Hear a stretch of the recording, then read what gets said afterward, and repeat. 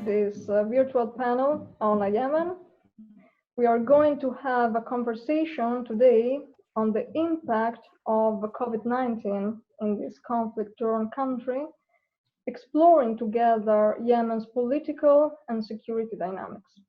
I am Eleonora Ardemagni, Associate Research Fellow at the Italian Institute for International Political Studies, and this webinar is part of ISPI online initiatives towards MED, Mediterranean Dialogues 2020, the annual high-level conference promoted by the Italian Ministry of Foreign Affairs and International Cooperation and ISPI.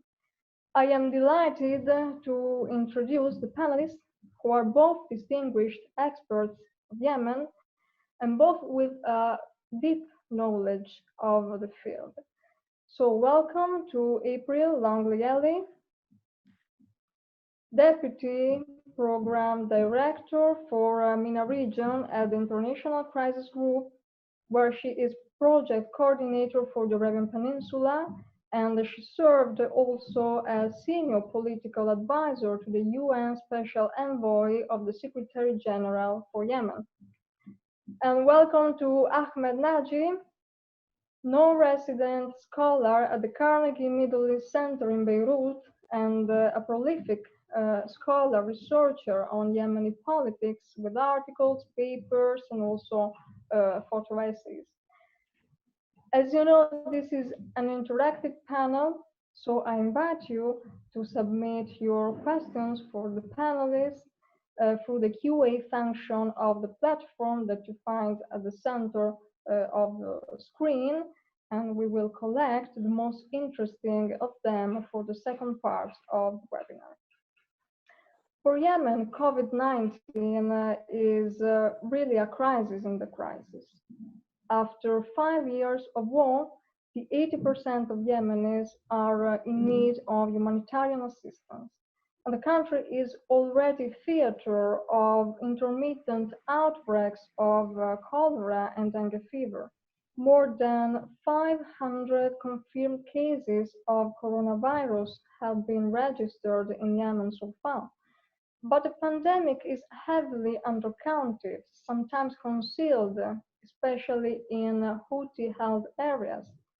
And COVID-19 might affect harshly the most vulnerable groups who are present in Yemen. I think, for instance, to the about 4 million of internally displaced persons living in camps, and to migrants and the refugees who continue to arrive in the country despite the war, mainly from Ethiopia and Somalia.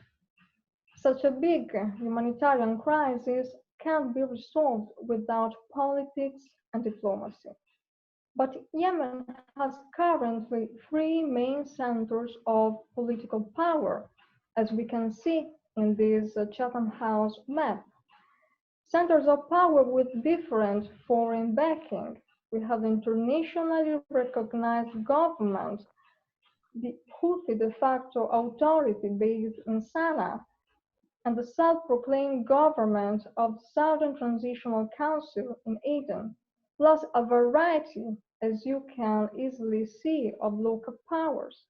As a matter of fact, Yemen state institutions fractured into small chiefdoms, most of them based on militias and forms of tribal self-governance. In this context, the coronavirus crisis is likely to trigger further fragmentation across regional and local lines, since the response to COVID-19 is not coordinated and it is highly localized. Ahmed, I would start asking to you, how is COVID-19 reshaping the Yemeni socio-economic landscape?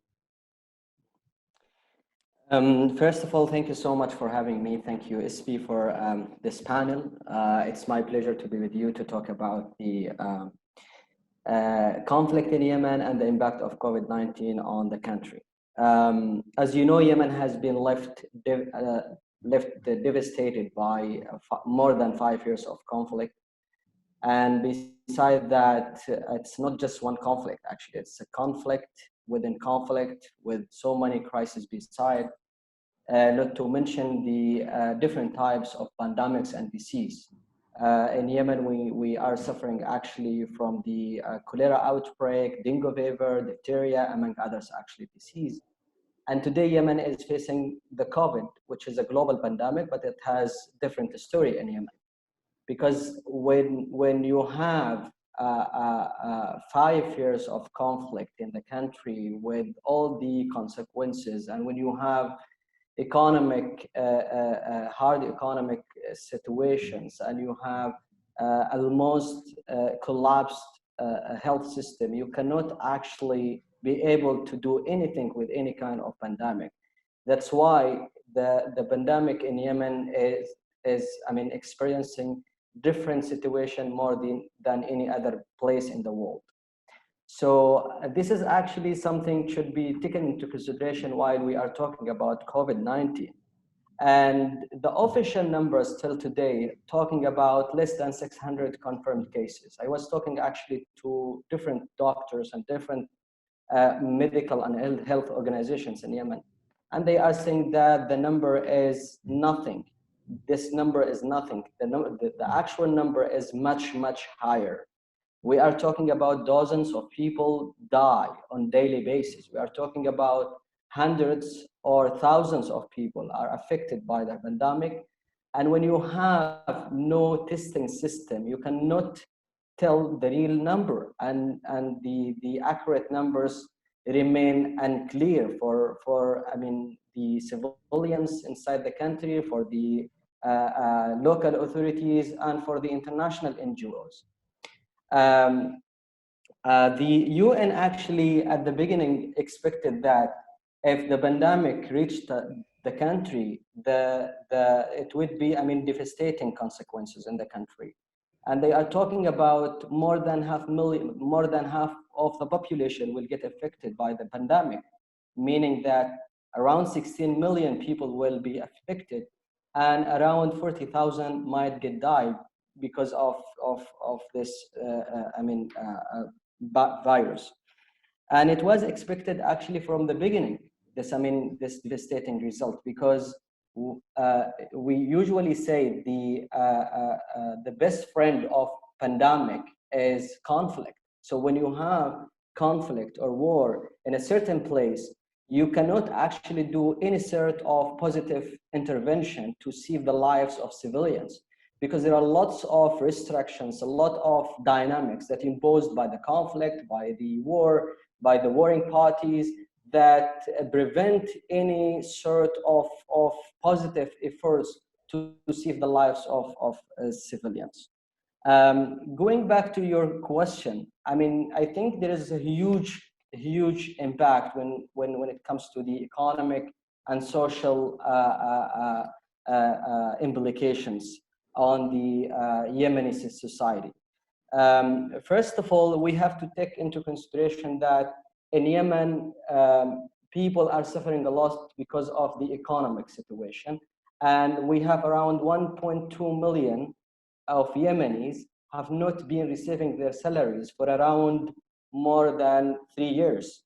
And when it comes to COVID-19 and fighting COVID-19, it's an individual fight.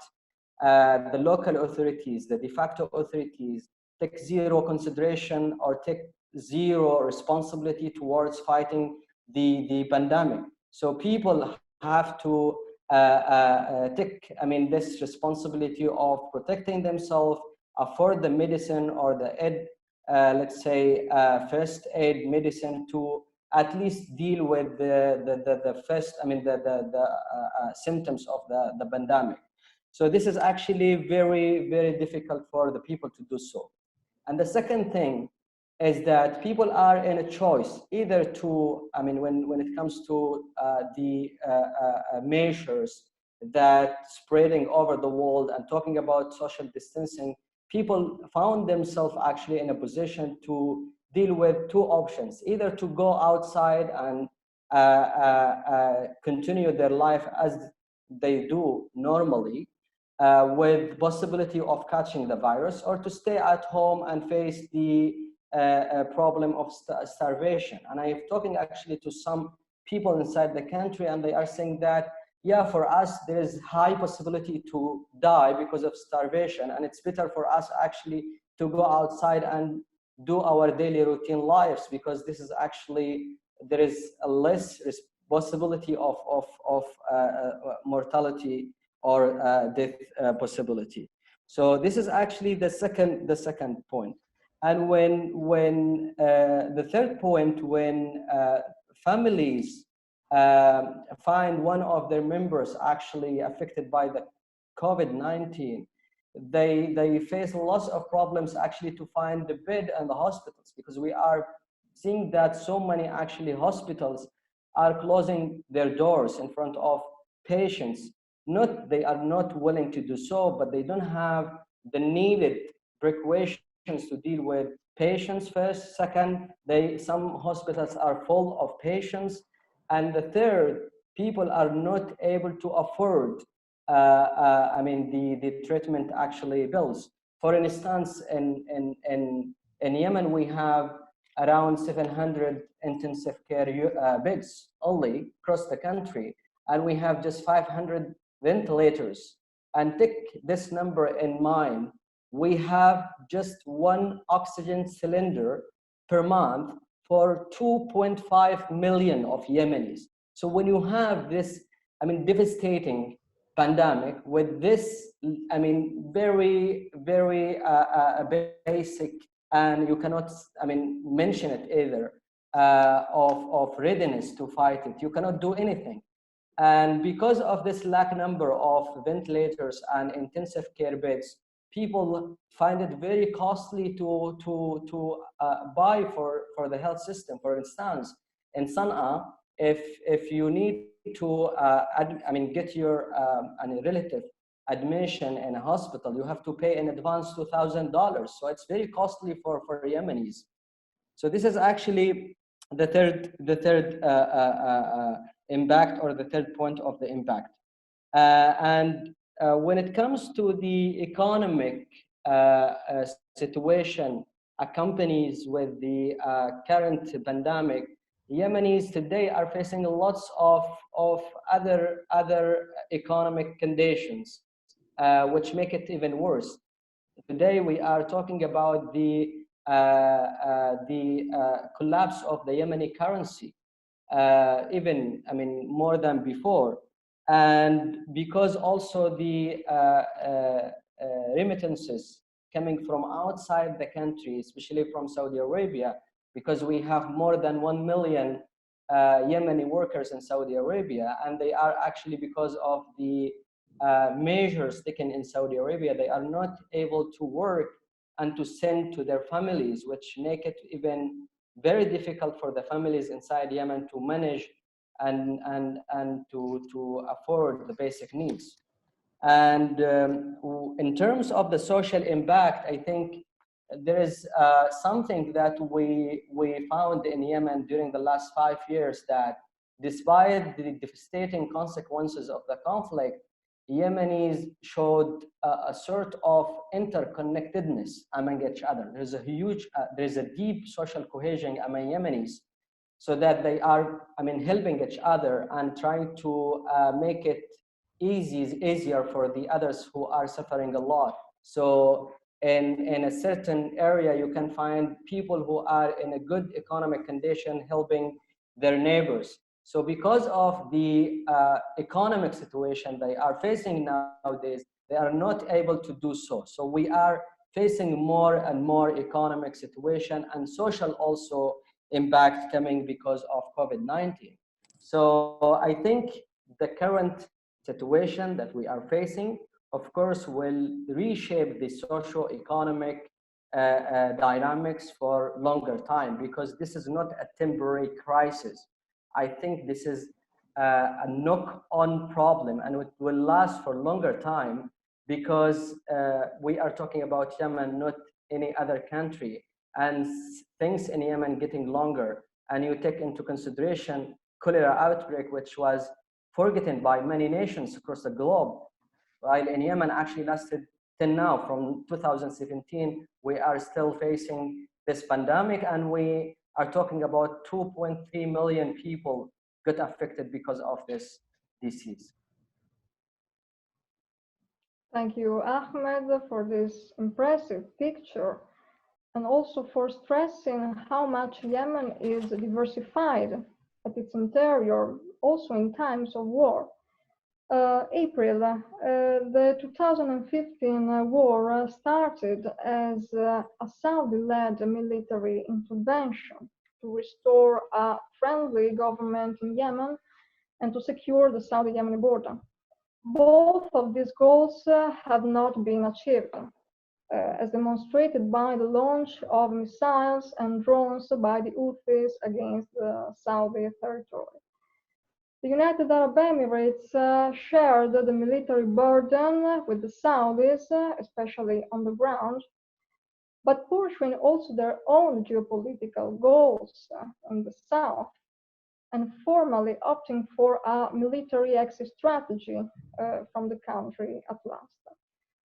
Now that Riyadh has remained alone, can the pandemic alter the Saudi strategy in Yemen?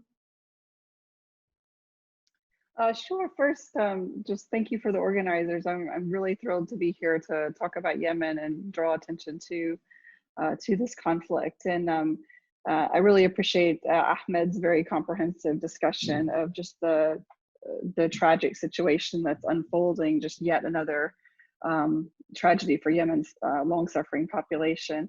On your question, I would say a few things. First, I think the war started as a civil war. So this is both an internal civil war in Yemen, and it's become a regionalized war. So it's a multi-layered conflict, and you described that regional angle well. In terms of how COVID could possibly shift the calculus of Saudi Arabia, I think really at the big picture level, if we take a step back, I would say probably not. I don't think it shifts the strategic calculus of the UAE or Saudi, because I think that calculus was already shifting in 2019. However, I think COVID could reinforce or even augment kind of a decision that seems to be already made. In 2019, both the UAE and Saudi Arabia seemed to decide they wanted to draw down their direct military involvement in the war. This was obviously more apparent with the UAE than Saudi Arabia. In the case of the UAE, which has been the Saudis, as you said, most important coalition partner, they redeployed their military forces from South Yemen, which is where they were more focused, and also along the Red Sea coast, for the most part anyway, in 2019. And they did this for a number of reasons. I think most importantly, the UN had an agreement to halt a military assault on Hodeidah, which limited their military options. Both the UAE and Saudi had hoped to shift the military balance of power in their favor in Hodeidah. But also it occurred in the context of increasing friction between the UAE and the Hadi government. The UAE has been long frustrated with Islah and what they perceive as too much Muslim Brotherhood influence over the Hadi government. Also, it came in the context of critique from allies, from the United States, from the UK, and conduct over the war, and rising tensions with Iran as attacks happened in the Gulf of Aden and in the spring. So the UAE made this strategic decision to refocus, to kind of draw down in Yemen and to refocus on other priorities. I think at the same time, KSA, of course, it was less clear, but in 2019, you had a decision for them to revive back channel contacts with the Houthis, which led to some pretty significant de-escalation in late 2019 on northern fronts. And I think this decision to kind of discuss with the Houthis to try to find a drawdown solution or try to bring to an end this conflict was again a basket of reasons for KSA. UAE withdrawal was very important as it limits military options. critique from allies also, from the UK, from the US, Congress, always building, taking away from what, of course, the Crown Prince wants to focus on, which is his domestic agenda at home. And also economic pressures at home too, a desire to build on his economic agenda, not to focus externally. So there's a basket of issues, I think. But the pandemic, I think, could reinforce these trends. I think, like any country, like all the countries regionally, globally, I mean, you're going to see a focus domestically on economic challenges to deal with the economic fallout of COVID. And this makes spending billions of dollars on external wars less attractive. Certainly UAE policymakers that we've spoken to make it clear that, that COVID makes more urgent the need for de-escalation in the region and stability in the region, even more of a priority. It doesn't change the nature of enemies or necessarily priorities long-term, but it makes de-escalation and stability more of a priority at this moment. I would note that Saudi Arabia did use the moment of the COVID outbreak to signal possibly a desire to have some kind of ceasefire or wind down when it offered in April a unilateral ceasefire, which was then extended. Now, the way the ceasefire was offered was problematic. The way it was implemented or lack thereof was also problematic. I think politically it was a smart move for Saudi Arabia because it put the ball in the Houthis' court, in the sense that they were then asked to respond to a unilateral offer. They immediately wrote it off. But arguably, I think at the bigger picture level, you have the Saudis at least signaling that they would desire a ceasefire solution. Now, on the flip side, I would say that also COVID, from a political angle anyway, might create some tactical impediments, maybe to drawing down the war, if that's the goal. For example, and it's tragic. It's unconscionable based on what Ahmed has said, but the fact of the matter is that none of the Yemeni belligerents, as far as we can tell, has really shifted their priorities based on the pandemic. So you don't have they still seem to perceive political compromise as more threatening than the consequences of the pandemic. While you've had lip service paid to a ceasefire, we haven't gotten there yet, despite the envoy's efforts. So if you look at the South, for example, Saudi Arabia is trying to mediate between the government of Yemen on one hand and the Southern Transition Council, a group that supports separation, on the other. These two have come to head several times. So they're trying to mediate kind of both ceasefire and also a power sharing between them. But both of these sides are using COVID as a way to point the finger at each other.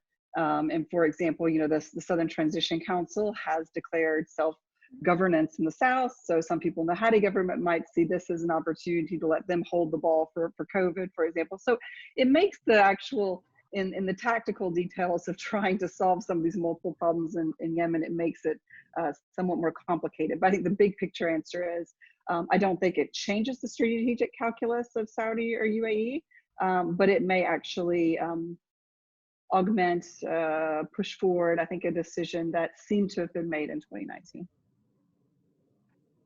Thank you, April. As you remember, Saudi Arabia started in mid-April a unilateral ceasefire in Yemen, but airstrikes continue, especially on Mareb region, which is the last fiefdom of the international recognized government and also what remains of Yemen's army. The Houthis had previously rejected the ceasefire, asking for the lifting of the blockade and also advancing militarily in Al Jouf and Mareb. And at the same time, the STC, as you mentioned, declared its self-government in Aden and in small neighboring territories. Ahmed, in which ways are the main warring factions exploiting, weaponizing the pandemic for advancing their own positions?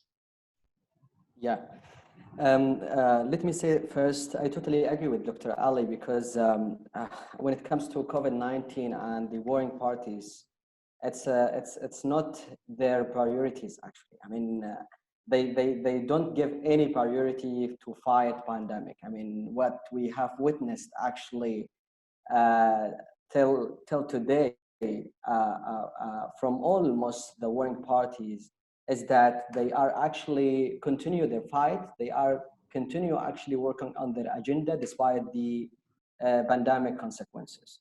So I think there's, I mean, let's say four ways in my perspective that the warring parties are using this pandemic in order to weaponize it for their favor.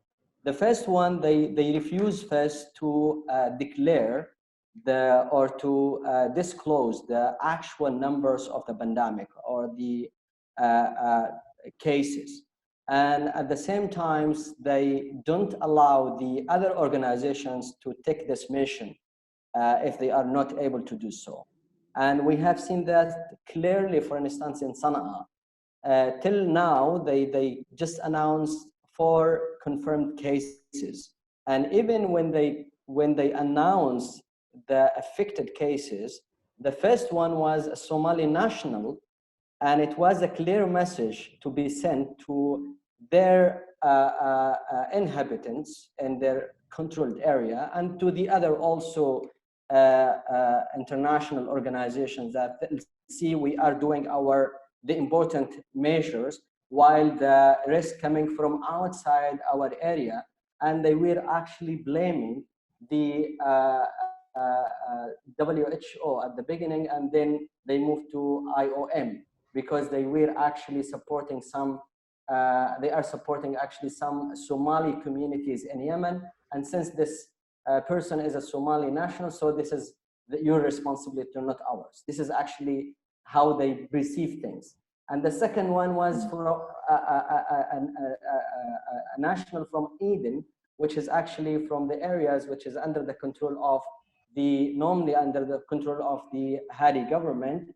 And they are also saying that, look, we are doing our measures again, and this is actually coming from outside our areas. Then they move to another approach, which as their minister of health said, we will just announce the people who are recovered from the pandemic. We'll not talk about people who are affected in order to keep the positive energy of people, which is completely wrong, because this matter or this approach makes it worse, because people cannot distinguish the areas that can be the sources of the pandemic, and they cannot actually do any sort of assessment, or even worse, for the international NGOs to launch any sort of humanitarian campaign to ask for more help for the country, because till today some countries say they are just 600 cases, not more than these numbers according to the local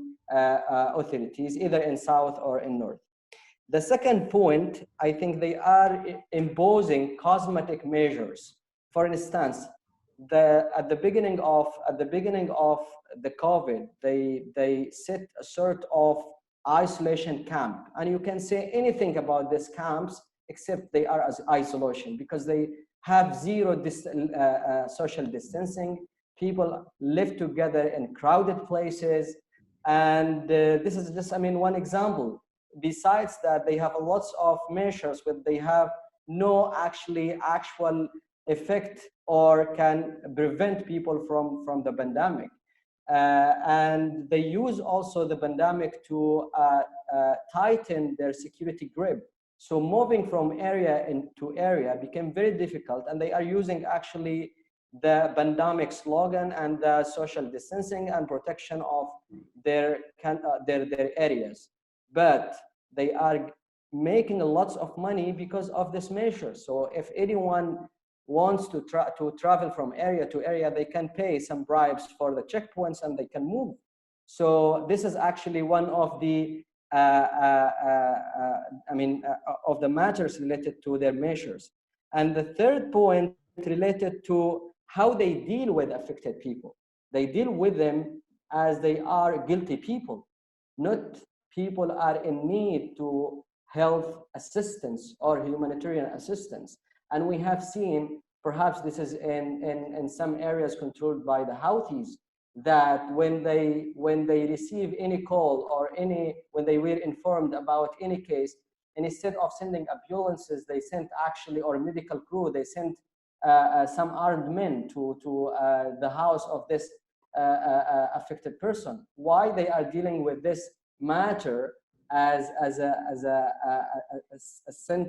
with a sense of guilty? This is actually one of the things that we have seen in many areas.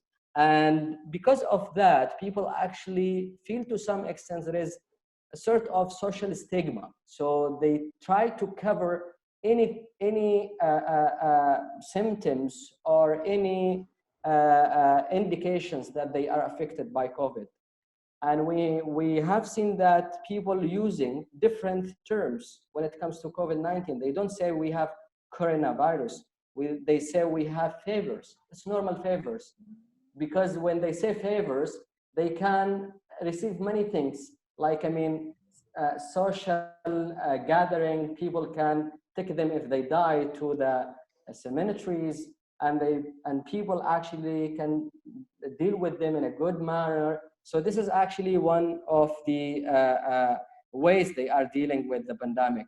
And the last point, which is, I think, the most devastating point and the most devastating way, is using the time of pandemic to advance or to extend their conflicts. So we have seen that in Maghreb, in El Jof, despite the consequences of the COVID-19, they actually keep fighting each other instead of fighting the pandemic. And in the South also, even between the Southern Transitional Council forces and the governmental forces, which is backed by Saudi Arabia, and the STC backed by Emiratis, they keep fighting each other even worse than before. And a situation in Abiyan and the areas that witnessed this fight is horrible, I think. So this is actually just, ways, the ways that the warring parties are weaponizing the pandemic and get benefits from it. Thank you, Ahmed. There is a question from our public. Is there any chance that the Houthis' approach toward peace might change in face of COVID-19? My feeling is that you already answered to this question, and the answer is no. But I would also add for you, are the Houthis closer now than in 2015 to Iran? Look, in terms of the relation with Iran, yes, it became more stronger because they found themselves in a corner with more needs for external actor, and the external actor was Iran. So they are actually tighten the relationship with Iran because they think that without Iran, they would not reach to this strong position.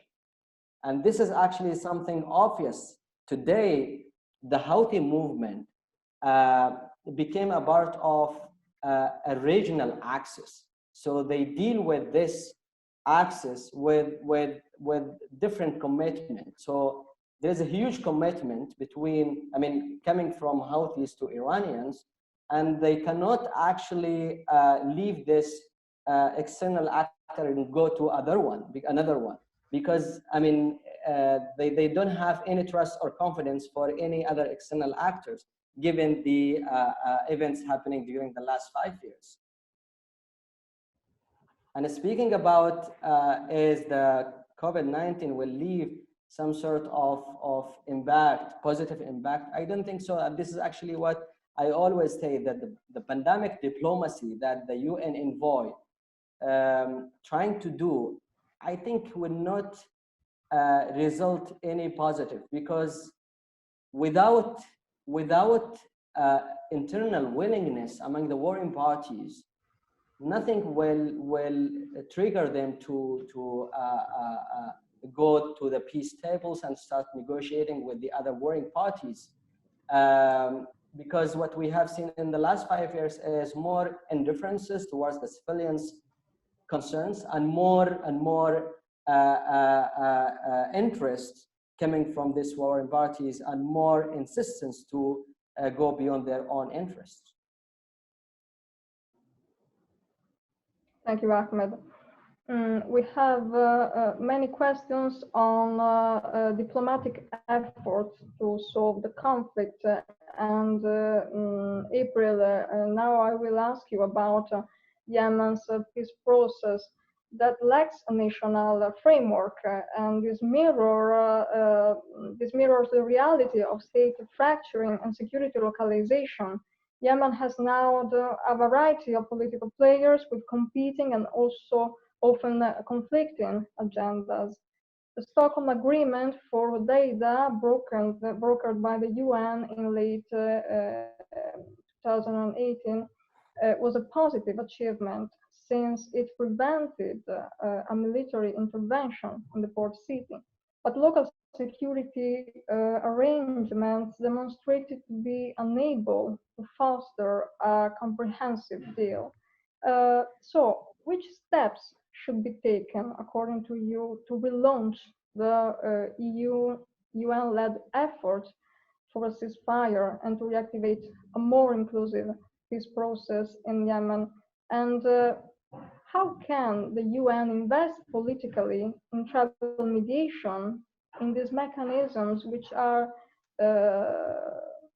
traditional for Yemen and very precious for conflict solving and reconciliation?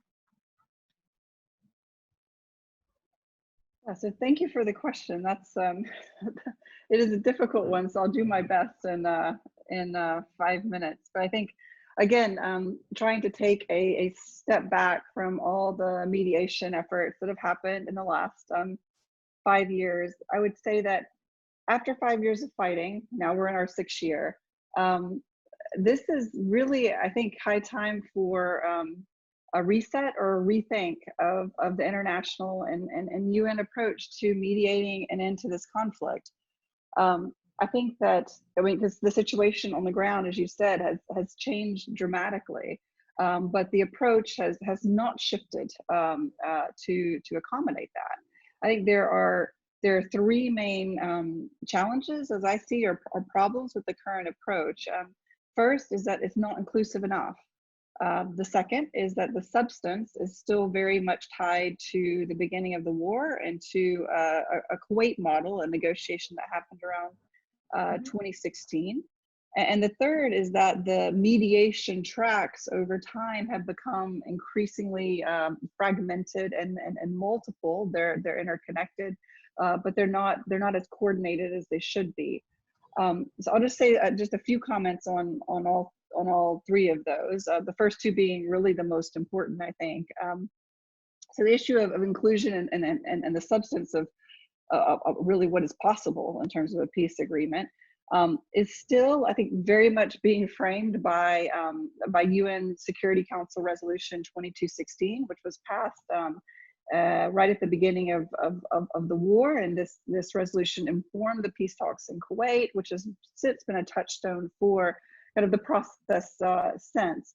And it really, it has been interpreted, that resolution, to set forth kind of a binary negotiation process. So between the authorities in Sana'a, the de facto authorities, the Houthis, and the government of Yemen on one side, and it lays out a solution where essentially you have a new government coming back to Sana'a, re-centralizing institutions in Sana'a, with Ansar Allah, or the Houthis, being a minority partner in the government, and this happening after they hand weapons and territory back to the internationally recognized government. So that's kind of in a nutshell. But as we know, after 5 years of fighting, while this might have been possible in 2016 somewhat, it has become much less so over time. One reason is that, there are basically 5 cantons of control in the country. And these various armed groups have the potential to spoil a ceasefire or a peace deal that they're not part of. So we have to talk about the feasibility or durability of implementing any agreement that's really focused on only those two parties, which aren't representative of all of Yemen. You also have a situation where, you know, the Houthis would argue that they're militarily the strongest. That is indeed the case, probably comparatively. It is the case, and that the internationally recognized government has lost standing on the ground. That is true over time.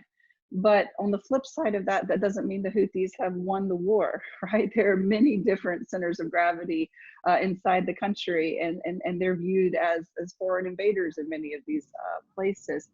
So the idea that you would have a government return to Sana'a that had, you know, maybe two main parts, or that the Houthis would be somewhat dominant in, and these other groups would then accept that, again, is not implementable on the ground. So there needs to be a reassessment of, is rapid re-centralization in Sana'a possible or even desirable at this point? I mean, these are questions that really need to be grappled with, and it's related to who's at the table. Because if you have more people at the table with different interests, you're going to get probably a different solution. Hopefully, one that's more durable over time, because it's more representative. The third issue is this fragmented mediation track. So you have the current effort of the UN envoy, that's one, and that's to have this COVID-related ceasefire, a number of confidence building steps to open up the country, and then a return to the peace process. You also have UN efforts to implement the Stockholm Agreement that you mentioned, and Hodeidah, which is a separate track. Then you have Saudi Arabia's mediation efforts to implement the Riyadh Agreement between the government of Yemen and the separatists in the south. Plus you have Saudi Arabia's track with the Houthis. So each one of these combatant parties has at times made success on one track contingent on moving forward on another. And they've upended each other at different times, but there's no coordinating mechanism to put them together. So just, I guess, very briefly on just some ideas on what could be done. I think the priority should be to free up room. I mean, from the beginning of the conflict, the UN has really, in some ways, had its hands tied behind its back by this structure. So to free up room for the UN to open negotiations to a broader range of actors, and track one negotiations to a broader range of actors. And so that we can rethink the terms of what's realistic. It doesn't mean throwing away the past, but what can be brought from Kuwait, and what needs to be different based on Yemen's new political economic realities. I think, you know, it may just require a new UN Security Council resolution. This is not a silver bullet by any means. As you know, as Ahmed was saying, it requires also a change in kind of the thinking. I think there needs to be also at some point, you have to have a right sizing of what these actors think they can achieve from a settlement. But it would go a long way in helping, I think.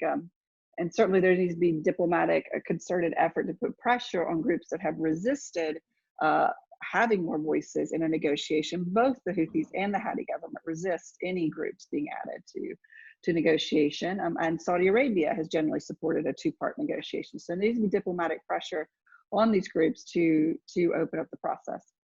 On the issue of the multiple tracks and how they sometimes work at cross purposes, Crisis Group has suggested for a while an idea that there could be an international contact group to support the envoy to coordinate these efforts. That would need to include the P5, certain GCC countries, Saudi Arabia, the UAE, Oman, the EU, and you know, they could come together and figure out some minimum requirements from these various agreements that would need to be achieved before moving forward, but also give the Yemeni actors a sense there's some kind of momentum behind a process, and it's a concerted momentum, and that the different external players are roughly on the same page.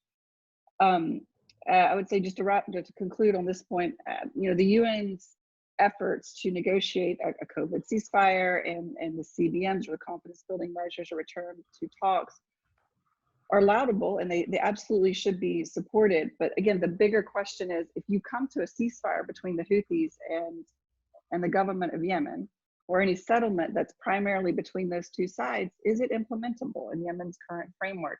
And I would argue it's highly unlikely. So there needs to be a rethink in terms of process and content. I know I'm running out of time. I don't want to speak too long, but on the issue of the tribal mediation, you know, Yemen is tribal in some parts and it's not in others. So tribal structures are stronger in some areas of the country, and in other areas there would be a resistance to kind of using that kind of mediation, areas that would consider themselves non-tribal and more civil, but or having more of a civil society importance, and don't consider the tribes civil society. It's a debate. But anyway, in areas where the tribes are strong, I would say that we've seen on multiple points that there are certain areas where, especially tribal mediation with sheikhs, can be much more effective than the UN. And I'll just give you one example of prisoner exchanges. Many of the prisoner exchanges that happen on a fairly regular basis are negotiated at a local level. Tribal mediators are quite effective in releasing prisoners, where the UN has struggled since the agreement in Stockholm to get movement on a comprehensive prisoner exchange. Actually, women's actors, women's groups have also proved to be, in many ways, I would argue, more effective than the UN at prisoner exchanges. Thank you, April.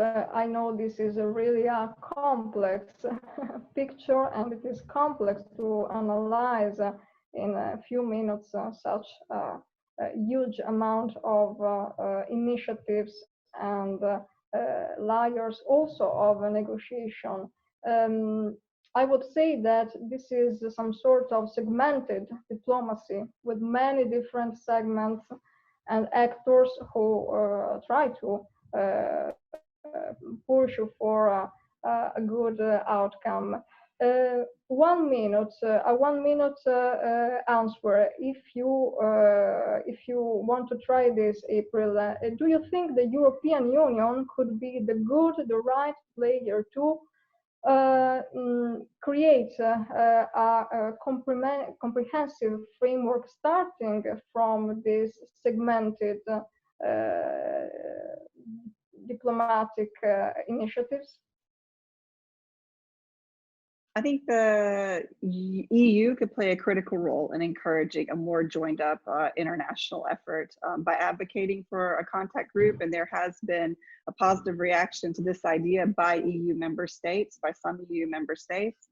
You know, the EU has certain comparative advantages in certain areas. One is that it has good access to combat actors on all sides in Yemen, because it hasn't taken sides. So it has, you know, good access on both sides, which gives it credibility as a mediator. I think so. Pushing for an international contact group is one thing the EU is, I think, well positioned to do.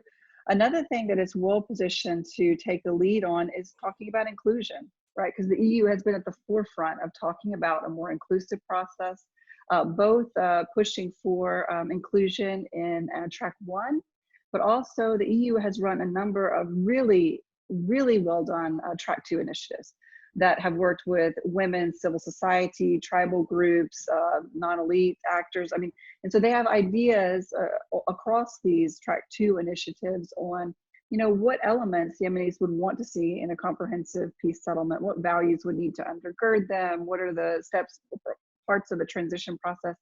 So maybe also one opportunity is to streamline these ideas from all the track 2 initiatives that have been sponsored and run by the EU, and try to really put them forward as ideas that need to be accounted for in any agreement, any peace deal, so that have them be respected in any kind of settlement. If these actors can't be at the table in track 1, at least their ideas can be, you know, it can affect it. Thank you, April, for this analytical effort. We have many questions on the south of Yemen, on southern regions. Ahmed, the Saudis and the Emiratis are strengthening their military presence and leverage in Mahra and Socotra. There was also a question on this asking about if the UAE are still influential player in the south. My immediate answer to this would be yes, but I want also to hear about you. And Mahra and Socotra are areas of traditional Omani influence. How can Oman still play the mediator role in the Yemeni conflict if its own interests are now directly threatened at the border? Yeah. Let me say that, yeah, I do agree with you. The UAE is still there in South, despite the fact that they announced in July 2019 to withdraw from South and come up with their new strategy, peace first strategy. But they are actually moving from approach to another, where they can count more and more on their local factions. And they invested a lot actually in South, and of course they cannot actually leave easily. This is actually one thing should be taken into consideration. And what is happening today in Abiyan or in Eden is of course supported by the UAE. And this is actually related to different strategies between the UAE and Saudis, because they have, of course, many things in common, but still they have their own differences. And we have seen that actually in Eden and Socotra, where the Saudis actually backing the local authorities. Coming to the Omani rule, I think Oman has been always described as a neutral actor in the region, and they have good actually connections and good channels with every single local actors inside the country. But when it comes to Mahra, I don't think the situation the same. I mean, it's totally different, because this is like a borderline, which is a part of their national security. That's why we have seen Omanis are playing different role by supporting some tribes who are in the line of Oman since long time, and they are trying actually to push Saudis and Emiratis from Mahra, or from at least some districts in Mahra and Socotra, and try also to revive this kind of nationalism among the tribes.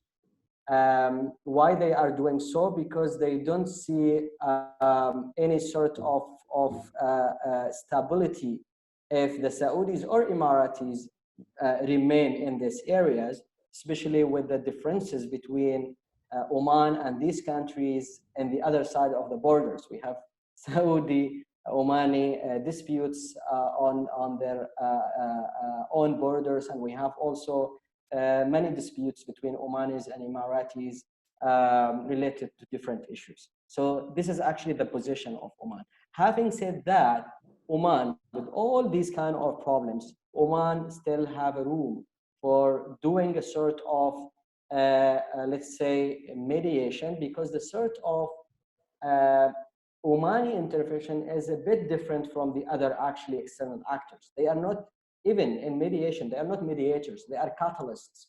They try to keep and maintain this kind of relation with everyone. Even in their differences with Saudis and Emiratis, they have, I mean, some sort of channels and connections with the countries. They don't, I mean, go to escalate this kind of disputes. I mean, this is, I mean, the Omani, let's say, mindset. And perhaps this is, I mean, another different of foreign policy intervention or foreign policy efforts. Thank you, Ahmed.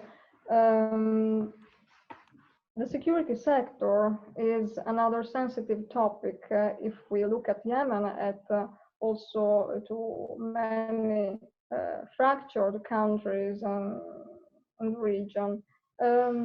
April, which is the first step you would advise to rebuild the Yemen security sector? This is some sort of $1 million question, I know. But we are accustomed to think about the proliferation of non-state actors as a problem, and actually it is so. But Yemen has also a variety of state-sponsored military auxiliaries, which are quite autonomous from the army, thanks to the rising power, for instance, of the Presidential Protection Brigade protecting President Hadi. What about this? Okay, with 5 minutes left, this is an hour question, but it's such an important one. I will just say that, that it's I mean, it is a long-term challenge in Yemen, right? And there's no quick fixes to it. Yeah, and as you said, you know, this war has made it much more difficult. It was difficult post-Arab Spring. It's more difficult now because of the multiplicity of armed groups that are going to be resistant to giving up their weapons. Some are associated with the government, some not, and also because of the increased economic challenges, you know, that Ahmed mentioned. I mean, and you know, if you talk about demobilization of many of these armed fighters, these men, and also unfortunately young boys who are now mobilized into the fight, you have to have alternatives for them now. So you have to have jobs for them to go to. And unfortunately, you know, Yemen doesn't have much to offer in terms of an economic base for that kind of demobilization. And the money and the funding that could have come from its Gulf neighbors in a post-COVID environment may not be as forthcoming. So it's a much more challenging question right now. On the political side as well, you know, this issue of reunifying and professionalizing the army was not fully addressed during Yemen's transition. There were some general principles set out in the national dialogue, but there was no agreement on the relative balance between the military versus policing security services, or on how the military security services would overlap with the federal system. And this requires quite a bit of detail that was never hashed out politically. So it becomes much more difficult. I would just say if the war ends tomorrow, you know, the priority should be, you've got to bound expectations, basically. There's not going to be, I don't think, an immediate handover of weapons to any new government or territory. I think you're going to have to prioritize a ceasefire, a freeze to hostilities, separation of forces, getting groups back in the barracks when they can go back to barracks. And maybe looking at transitional arms control as opposed to just handing over weapons. Because I mean, transitional arms control at a minimum is going to be critical for the Saudis, who are concerned with ballistic missiles and are concerned with Iran's influence. So I mean, there are issues that have to be addressed on principle, but it's very hard to see a rapid handover of weapons being realistic. So you might want to look at other alternatives. And then, of course, there's just a need for a political discussion on these outstanding issues, like the balance between the military and security services, integration of forces, issues of federalism. Thank you, April. Ahmed, do you want to add something to this? You have 1 minute. Oh, okay, just 1 minute. Okay, I would say that I think. Okay, I think when it comes to the UN mediation efforts, I think they should take into consideration, I mean, inclusiveness, as Dr. Ali said, and inclusiveness not among the armed groups, because now the peace process is just bringing the Houthis, the STC, and the governments, because they are actually having military power, but they are actually giving less attention to other community stakeholders. And this is actually a way why we are not able to reach any sort of agreement, because the interest of this warring or these militias is just to keep the conflict continue. This is the first one. The second point related to the gap between the peace process taken place either before or now, the virtual consultations, and the things happening on the ground, because there is, I think, a big gap. So things should be taken into consideration. Nowadays, there's a huge, massive conflict in different areas, but they have, I think, zero attention, or at least nobody can talk about this kind of advancement or this kind of conflicts while they are, talking about the negotiation. And the third point, which is the last one, I think what we should understand exactly the local context of conflict in Yemen. This is a multi-layered conflict. We have external actors, we have internal actors, we have within the internal actors different wings. So we need actually to have different tracks. We should have a strategy to resolve these problems. And this is actually need, a comprehensive, as you mentioned, a comprehensive strategy. And some of these tracks might need longer time. So we should be patient about all this kind of work. Thank you. Thank you, Ahmed. The reality is Yemen has currently too much political military interlocutors. So it's really a big challenge for policymakers, for the UN, for all who try to analyze this country as you, but also to produce creative solutions for the conflict. Thank you. Thank you so much. We must end our conversation. I apologize with the public for the questions which were not answered, but a warm thank you to all for attending this webinar. And most of all, thank you to our guests, April and Ahmed, for this brilliant panel. Next ISPI virtual panel will focus on Libya on 17 June, so stay with us. Goodbye.